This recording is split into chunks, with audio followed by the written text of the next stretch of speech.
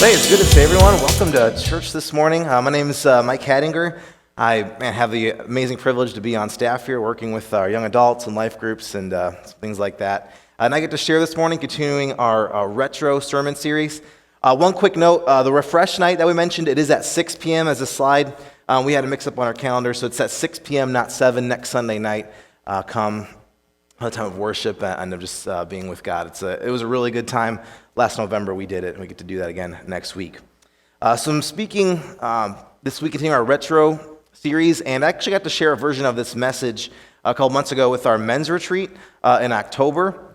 And so if you were there and you hear this, you're going to hear some familiar things. Speaking of men, we have something coming up for people who are not men. But ladies, we have a chocolate and chat happening this Friday.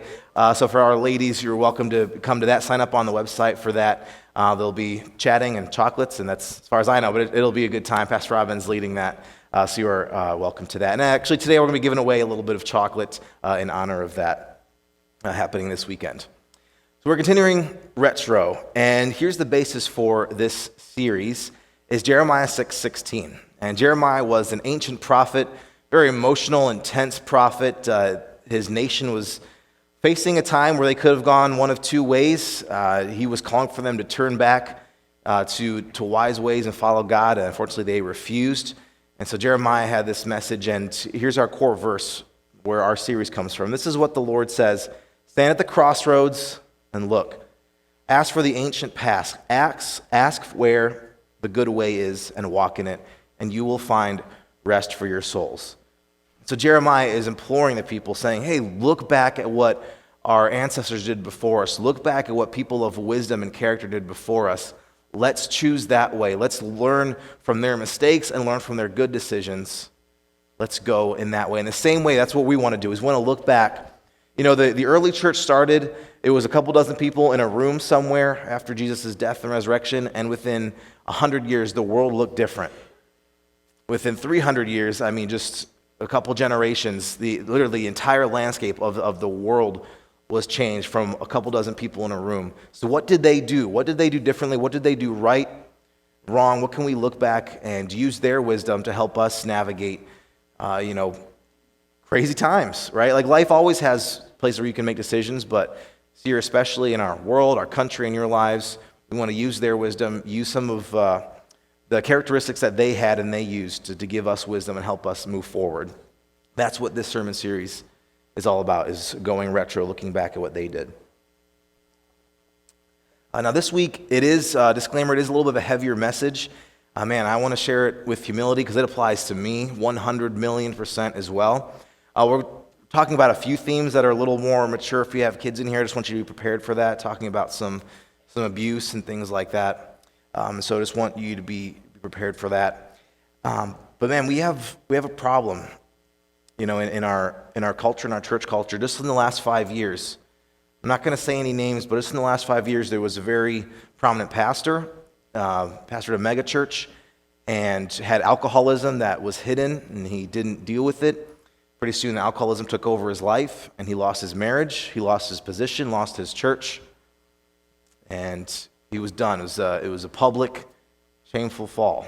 There's a university president, Christian university, very well known, who found out he was having not just affairs, but some weird kind of affairs that became public knowledge. And after years of leading Christian university, being a figurehead in the Christian world, crashed. There's a Christian comedian who manipulated people for sexual favors in exchange for gifts and things like that.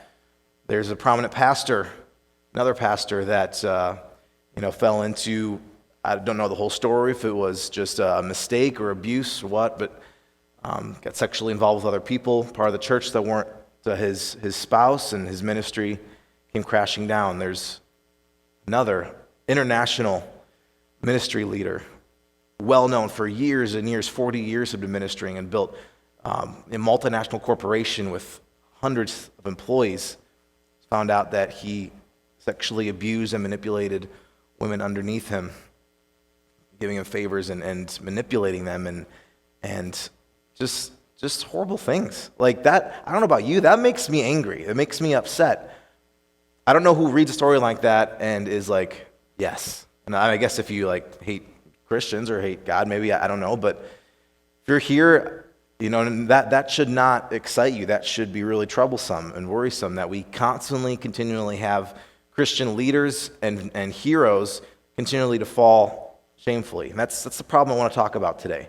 That bothers me deep inside, and if you feel the same way, I want to talk about that today. It bothers you that we keep having these people that are supposed to be the bastions of faith and be the great leaders and examples of following God, and yet we find out they have some horrible deeds underneath and have caused some serious pain underneath.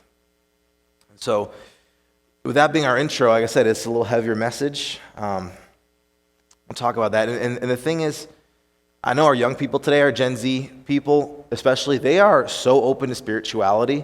Got a chance to talk with some high schoolers last week, and we were talking about how, there's apps on your phone that help you connect with the spiritual world in different ways. If you go to Barnes & Noble, we were there a couple of weeks ago, as soon as you walk in, that first front rack is all books on astrology and palm reading and reading tarot cards, and there's such a hunger and desire and thirst for spirituality amongst our young people. So it's not that they don't care.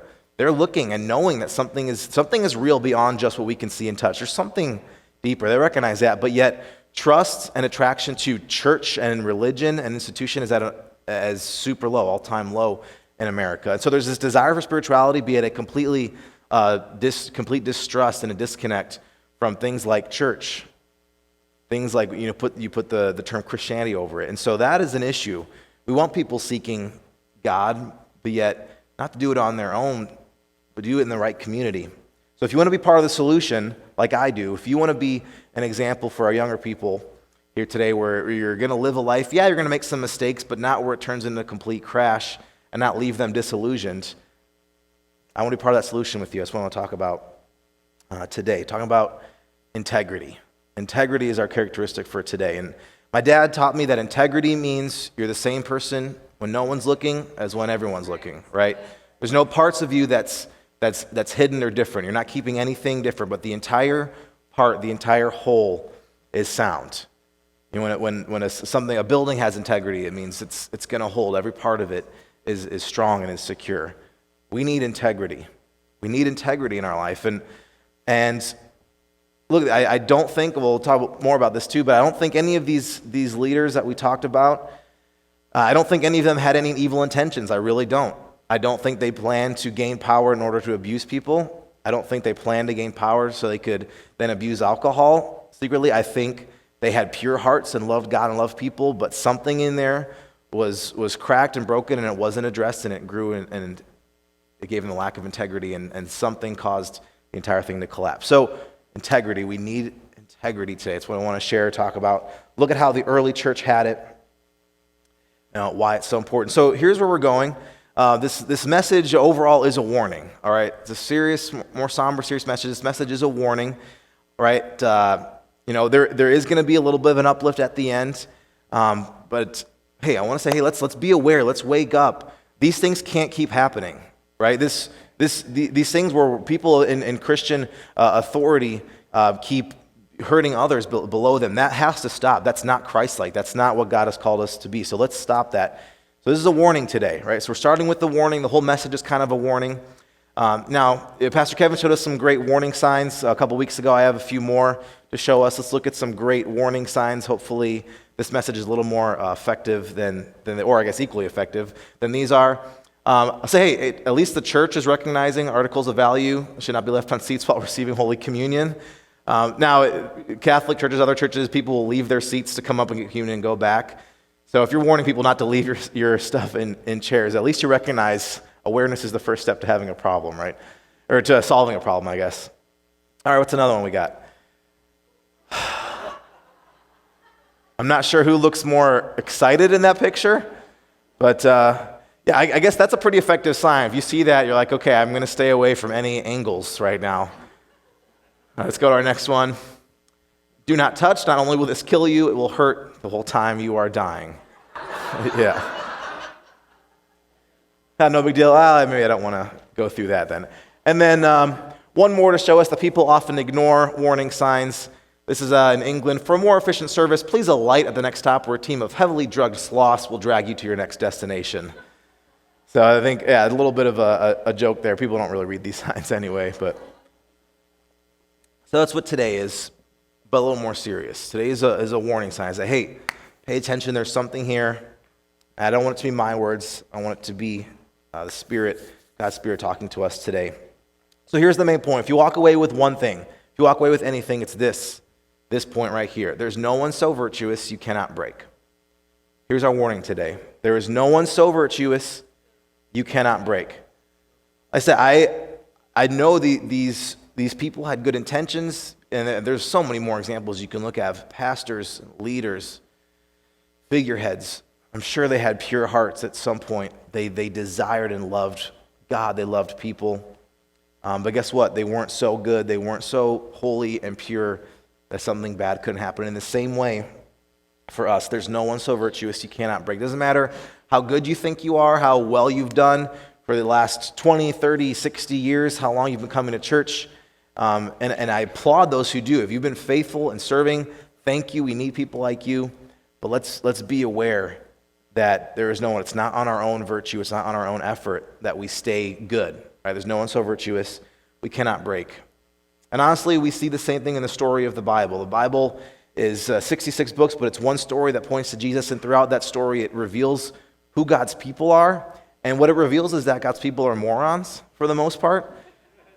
Honestly, just reading this week, the story of the golden calf, God delivered Israel from Egypt. He split the Red Sea open, and as soon as they get bored and a little confused, what do? They build a golden calf and start worshiping a cow. Right? As soon as things don't go their way again, let's try something else. How about David, who's described as a man after God's own heart? Right? Someone who really desires God and wants to be good and wrote so many songs and poems about how good God is and how good he wants to be. And yet he committed adultery, looked at a woman and took her, killed her husband. Right? Like horrible, horrible things. How about David's son, who was God's chosen, and God spoke to him and God gave him gifts, and yet by the end of his life, he's married to 700 women and builds idols and other things throughout the country. Yeah, there's a lot of good there, but man, there are some big mistakes, and that should be a warning sign to us, and in fact, it is. It is. So if I can ask you to stand, we're going to read a passage from the New Testament today. This is Paul writing. This is from 1 Corinthians 10, 11 through 13. And Paul is writing this letter to a church just like us in the city of Corinth. He's writing this letter to encourage them. And he's telling the same story. He tells a story about how the Israelites were God's people, but yet they kept chasing idols. They kept rejecting God.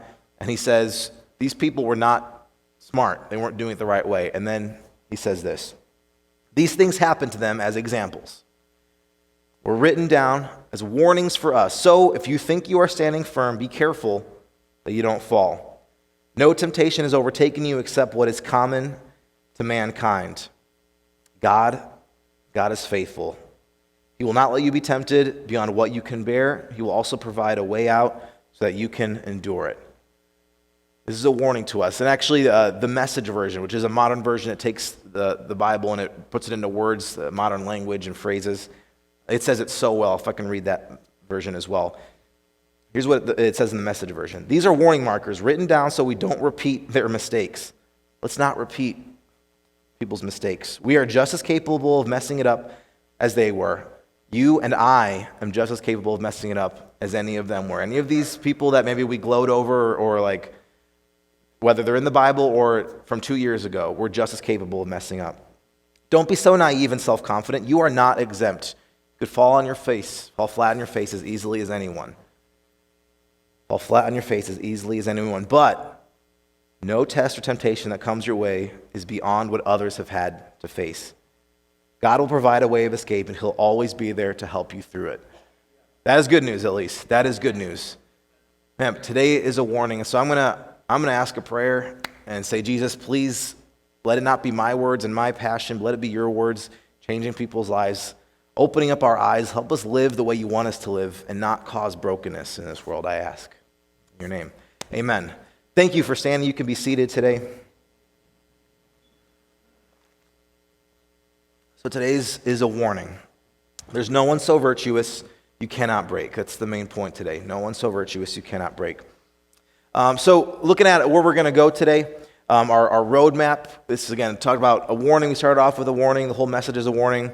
But we'll look at an example of integrity from the early church, an example in Acts. Right, that's going to be our first stop. Then we're going to look at why it's so important to have integrity. And then finally, we're going to end with some hope and end with some how. All right, so that's our roadmap today, is an example of integrity, then why it's so important to have integrity, and then finally we're going to finish with some hope and some how. So let's start with our example. Stop number 1 on our roadmap. We're going to look back at the early church in Acts, look at these ancient paths, right? That's what the series is all about. Let's look at the ancient paths and see what they did. There's a story that I believe is going to show two people having some immense integrity, and let's look at that now. So this is from Acts 14:11. So when the crowd saw what Paul had done, now to fill in, what he had done was he had just healed someone who was lame. Paul and Barnabas were in a new city. Someone couldn't walk. Paul healed him. Boom, he's well. Miracle, amazing. When the crowd saw what Paul had done, they shouted in the Lycaonian language, "The gods have come down to us in human form." And Barnabas they called Zeus. They called Zeus, Greek god, and Paul they called Hermes, because he was the chief speaker. So who did they call them? They called him Zeus and Hermes. That's important to remember. They called Zeus and Hermes. The priest of Zeus, whose temple was just outside the city, brought bulls and wreaths to the city gates because he and the crowd wanted to offer sacrifices to them.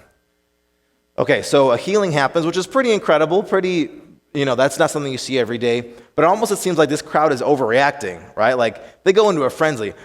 These are the gods, come amongst us, let's start sacrificing to them and giving them gifts and all this stuff. Like, they instantly go into turbo mode, trying to worship Paul and Barnabas, and this hadn't happened anywhere else. And I think there's a little bit of background here. So there's an ancient Greek poet named Ovid, and he has a story. And this was Ovid the first, who was much more popular than his descendant, Ovid 19.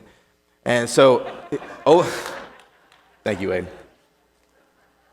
So Ovid is a Greek writer, Greek poet, and he writes a story, and that's set in the nearby location where this is taking place. And Ovid writes a story where the gods Zeus and Hermes come down to earth.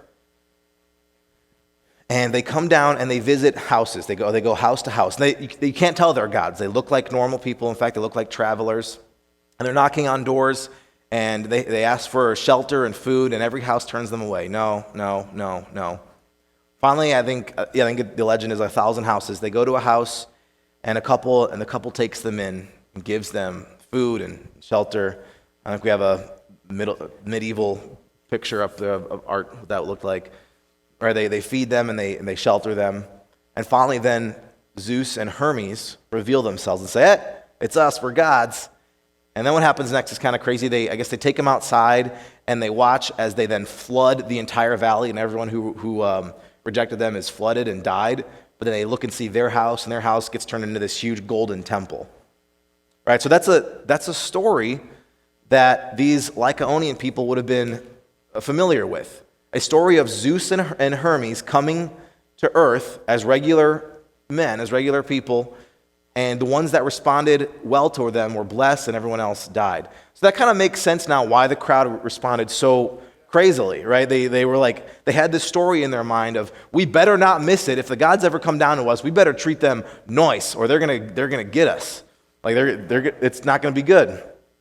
Noise is a 2020 word for nice for all you Gen Xers and above. You just add the O. I don't know, like gives you more flavor when you're like noise. Yeah. So that they had this story in their mind that we have to be aware of this. And so as soon as something happened, it clicked like, okay, this must be the gods coming down to us. If we don't respond, we're in big trouble. So they were kind of acting out of a little bit of fear, but a little bit of that background. So I think it helps us illuminate why the crowd reacted so swiftly and so intensely towards these guys, calling them Zeus and Hermes. But now here's the thing. Here's the characteristic of integrity that we see.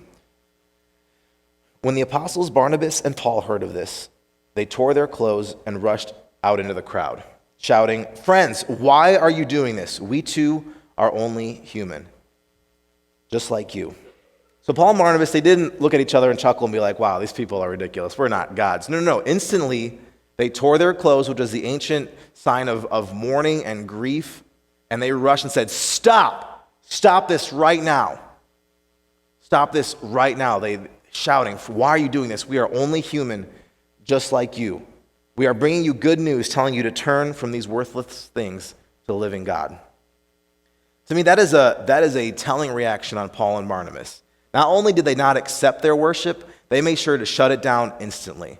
They were so quick to make sure there was not going to be any notion of them receiving anything that wasn't really their due credit. They know they didn't heal the guy. They didn't have that power. They knew where that power came from. And they showed, to me, immense integrity here. They could have allowed a little bit of adoration. It's like, yeah, high five, Barnabas. We are pretty awesome. Like, we're basically like mini gods on earth. Like, God thinks we're extra special. I could easily see them having that reaction. Man, God really has empowered us. Maybe we are supposed to be Zeus and Hermes on the earth. Maybe that's what God really wants. He's given us this power. I could easily see myself having that reaction. Right? But Paul and Barnabas, no, they had integrity. They instantly said, we're not going to allow anything that shouldn't be to even exist around us. We're gonna fix this, shut it down instantly. A little anecdote that as I was reading this came to mind, a story from college. Man, college days, good times, right?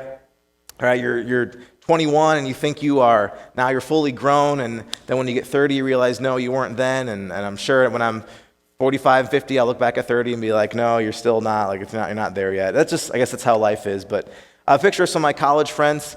In the middle, you'll see is Dylan, and then on the left is Kyle. The story is about them. We played soccer for the University of Valley Forge. And our claim to fame is we were better at Division III soccer than the Browns were at football. Just barely. So I think, an average of 3.5 wins per season was not so nice, I guess, if you would. But this game we actually won. It was a game we won. And Dylan had a free kick. Sorry, Dylan's in the middle there. And he had a free kick. It was a foul, and so he took it. And Kyle, and the reason I wanted to show the picture, because you see Kyle, he's half Iranian. He has a big curly fro, like it's all curls, and it used to be a lot longer even. Big curly fro. And so Kyle went up to try to head it and missed it, except it glanced a couple of his curls on the way in and went in the goal.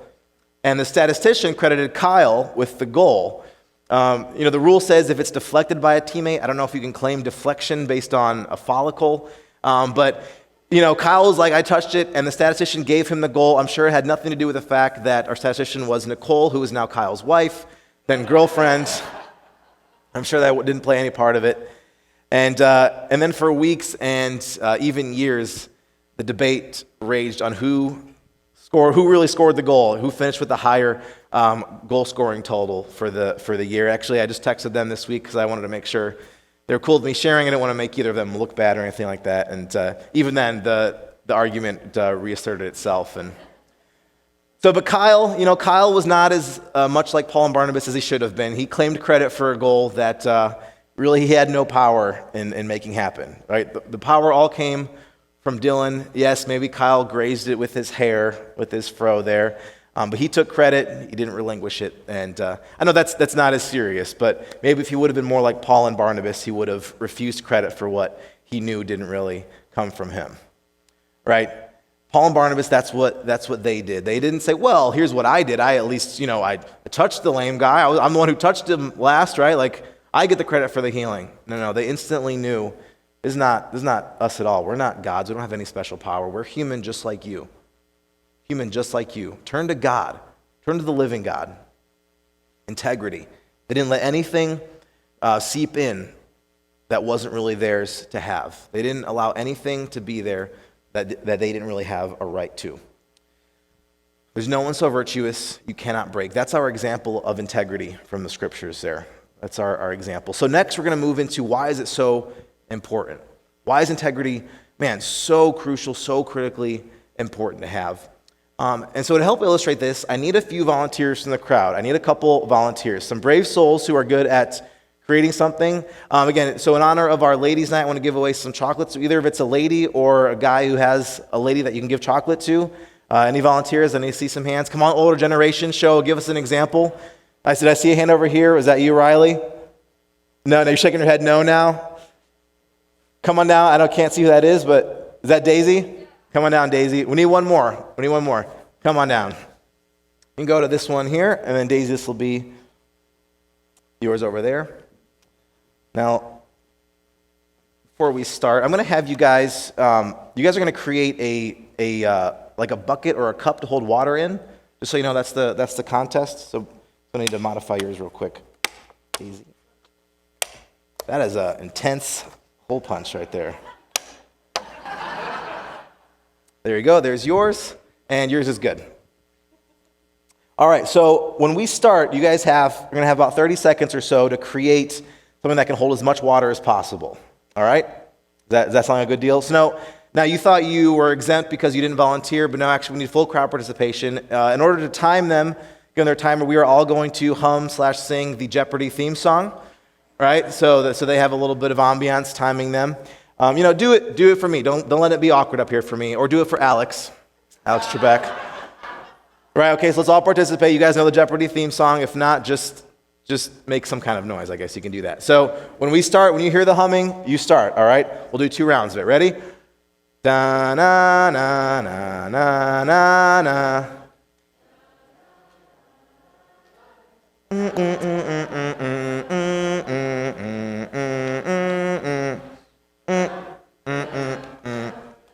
One more time.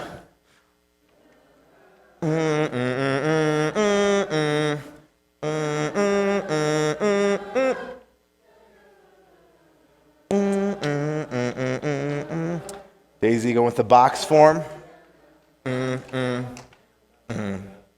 And time. All right, we'll give you 5 more seconds to finish in case you were really close. Okay, so what's your name? Brianna. All right, we're going to have Brianna. You're going to go first. So in your bucket there, you have a bottle of water. Also, you have your chocolates. Take those out so they don't get all soaked. If you don't want chocolates, that's okay. You can throw it. Oh, you don't want, you don't want wet chocolates. Yeah. All right, so you're going to hold the paper over the bucket, and you're going to keep pouring until it leaks out the side, okay? Oh, there it is. Stop. All right. Okay, let's see how much water did you pour into it? We're measuring by volume here. Oh, that's okay. Yeah. It's just electronics. Nothing's going to get hurt up here. Okay, Daisy, you ready? All right.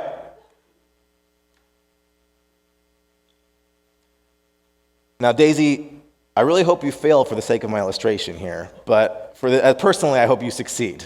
Okay? Ready? Go. Oh, stop. All right, I'm going to declare Brianna our winner here by a little bit, but Brianna, you got more water before it leaked through. Give our ladies a hand, everybody, one more time. You can take your chocolates. You can leave the stuff there. Take your chocolates. Enjoy. And well done. Okay, now, first service was actually not close at all. First service, the lady who did not have, it was, did you say your name? No, you said your name was Brianna, right? Did I call you Danielle? No, okay. Danielle was first service. She got almost her entire bottle out before it leaked, but the person, Lisa Volney, poor Lisa, hers leaked instantly. Same here. Daisy didn't make it too far. Good try, though, Daisy.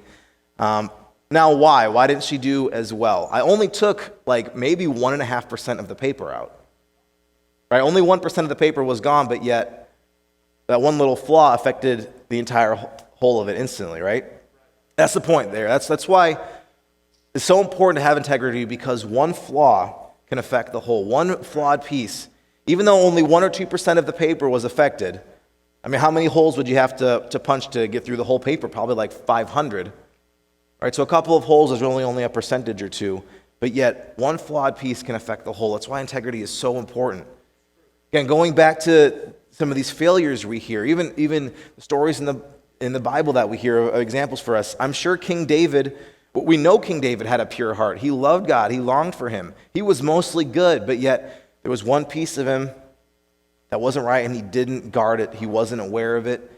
He didn't put the boundaries in place, and guess what? Things came crashing down. Right, and the same, these people that we hear stories of figureheads. I'm sure they have good intentions. I'm sure they're not all bad. They're not even mostly bad. They're mostly good. Some of these ministries they have brought so many people life and truth and answers and healing. There's so much good in it, but yet a couple percentage points is flawed and is unaddressed and cause the whole thing to not work and to come crashing down. One flawed piece can affect the whole. Now, I'm aware of like cancel culture today and the idea that, you make a mistake 20 years ago and all of a sudden you're totally discredited. I mean, we can have some grace here too, right? Like we know that, we understand that. I'm not saying one mistake should define anyone for their lives. I'm not saying that at all. We need to be aware that little flaws can cause some big damages. So there's no one so virtuous you cannot break, and it's important because one flawed piece affects the whole, and it's also important because some breaks leave permanent damage. The truth is that some breaks leave permanent damage. There absolutely is forgiveness. There is healing that is real. Spiritually and mentally and emotionally, physically. But look at David's life. Again, David's the king from the Bible. He made a mistake. He killed someone's husband, impregnated her. I could probably assume that Bathsheba, who then became his wife, she probably wasn't happy about her husband being murdered, and that pain probably stayed with her the rest of her life. Later on in David's life, his other son, Absalom, tried to take over the throne because he wasn't chosen as the heir. And for years and years, David had to live in hiding because he had multiple wives and multiple children. This pain didn't just go away.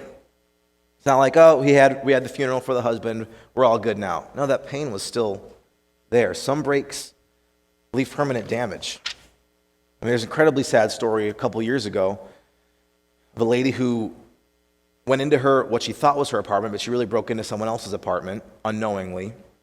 She saw someone sitting there, it was a black man eating ice cream, and she shot him and killed him because she assumed he broke into her home. Right? It's a tragic story. Then the clincher is at the trial, the man's younger brother, Brant Jean. He asked the judge if he could give the lady a hug, and he told her he forgives her. Amazing story of forgiveness. Amazing story of grace. I'm sure that brought a lot of healing. But guess what? Brant still has to live the rest of his life without a brother. That pain is not going to go away. Those cracks aren't going to go away.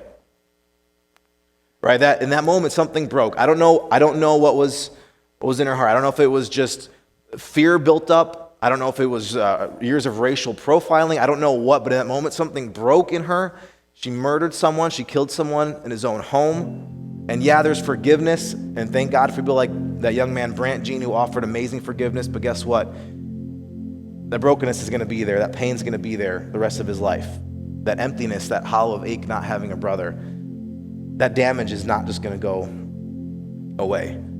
That's why it's so important to have integrity, because one flawed piece affects the whole, and some breaks cause permanent damage. So this is a warning today, church. This is a warning. Let's be aware. Let's be aware. Because there are things at stake. People's lives are at stake. People's wholeness and health, people around us is at stake. There's no one so virtuous you cannot break. Like I said, our last stop on our map today is hope. A little bit of hope, and how do we move forward with this?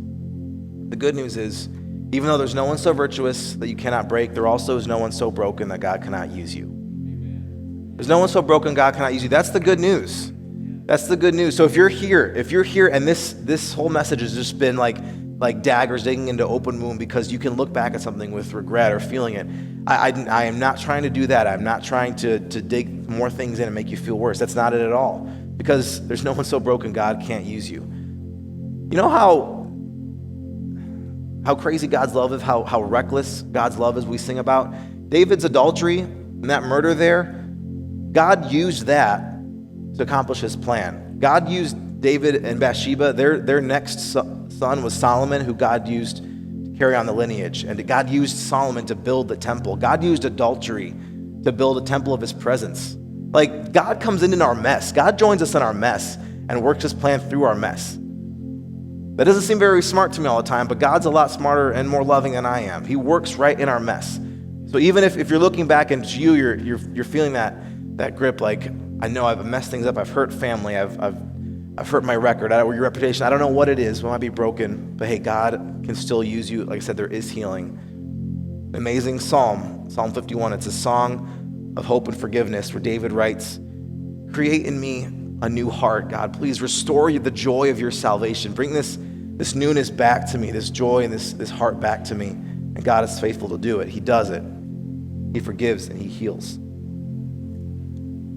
There's the hope. There's no one so broken that God cannot use you. But we'd rather have, a message of warning that keeps us from needing healing, right? I would rather have that.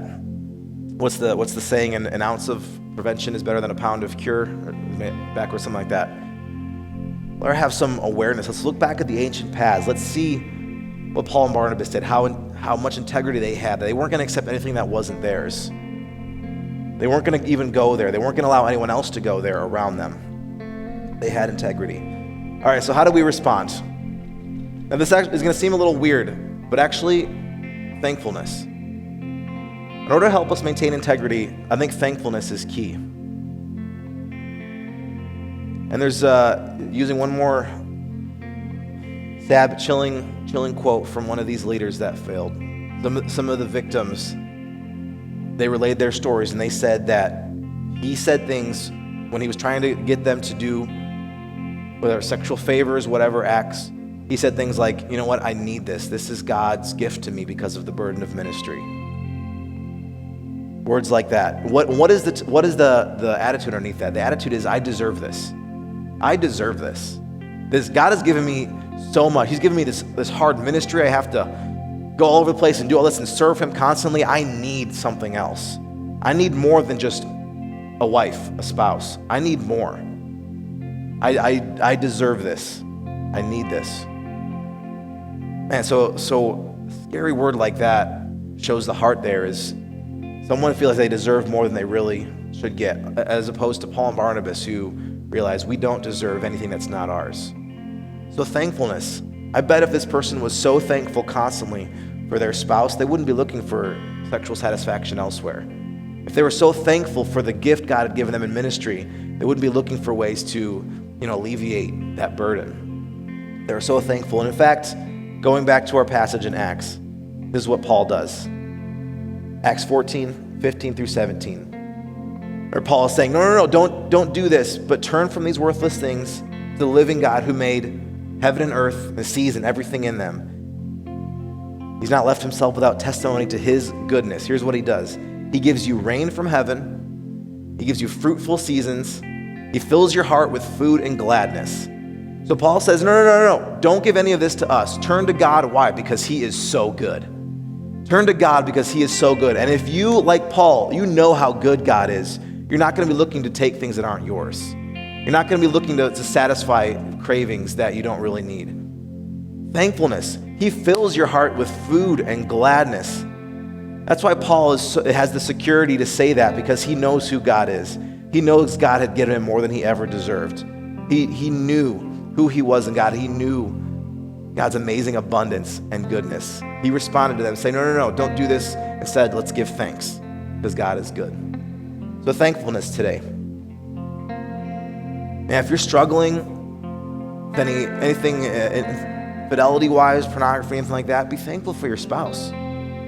Someone who's constantly thankful for your spouse isn't going to be looking to fill their buckets up elsewhere. If maybe for you, it's maybe dishonesty and maybe taking a little bit more from your job or money-wise. I don't know what it is. Be thankful for your job. Someone who's constantly thankful for your job isn't going to be looking, to take more, to hurt your job that you have. I mean, look, we had COVID hit. How many millions of people just in our country were jobless? If you have a job, it's a blessing. Let's be thankful. If you're thankful constantly for God's grace in your life, you're not going to be looking for ways to put other people down and make yourself feel better than them. Because you don't need that. You don't need to feel better than them because you already have enough. God's grace and forgiveness and his identity in you is enough. And if you're aware of that, thankful of that, these cracks of character, we all have them. We're all broken. I am. And only because of God's grace am I here right now being able to share. I want to be thankful for that. So that's the how today. Let's be thankful. Pretty simple. Let's have integrity and let's choose to be thankful. And yes, there's things like accountability and community and therapy and all those things that can help us and heal us, sure. But today, let's be thankful. So we're going to end with a song of thankfulness. If you'd like to stand, you can stand. If you want to stay seated, that's fine with me. You can worship and be thankful to God just from 8 inches lower than standing up. That's fine. Let's choose something to be thankful for. Let's choose something to be thankful for. Focus on that, and let's sing our thanks to God today for what he's given us.